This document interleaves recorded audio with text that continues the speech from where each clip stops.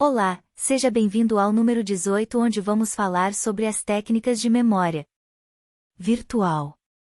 Na aula anterior, falamos sobre a parte introdutória de gerenciamento de memória e vimos várias formas técnicas de gerenciamento de memória virtual para a parte multiprogramada. Um novo modo programado é fácil, pois existe um programa que encontra a memória principal e o gerenciamento se torna bastante simples. A multiprogramação é diferente, pois precisamos saber onde colocar um determinado processo, uma vez que a memória principal é compartilhada entre vários processos. Então, precisamos alocar um registrador base e limite onde ele vai entrar e as partes dos algoritmos de alocação que vimos que concluímos o algoritmo de alocação de memória. Então vamos falar sobre as técnicas de memória virtual. Essa memória virtual é a mais comumente usada para as partes da memória do processo que não cabem na memória principal.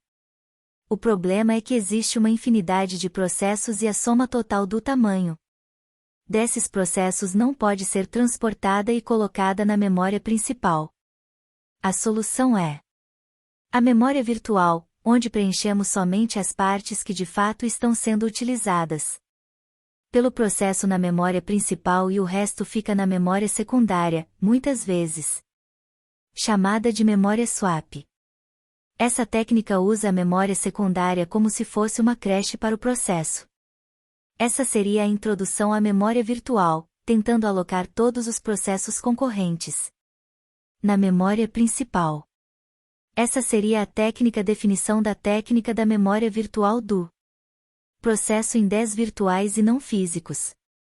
Para você que faz essa conversão, existe um circuito dentro do processador chamado de dispositivo de raiva, que recebe o endereço lógico e faz a conversão para o endereço físico.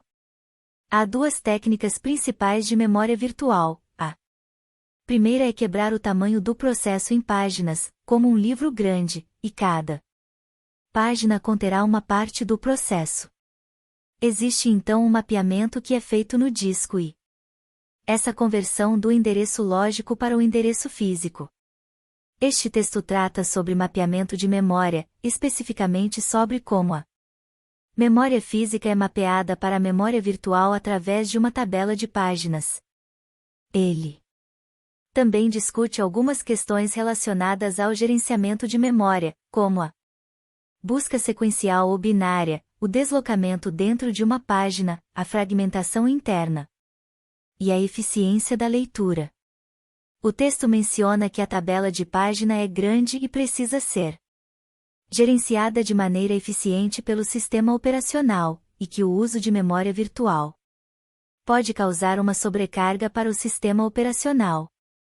Ele também explica como o endereço virtual é usado para gerar o endereço físico.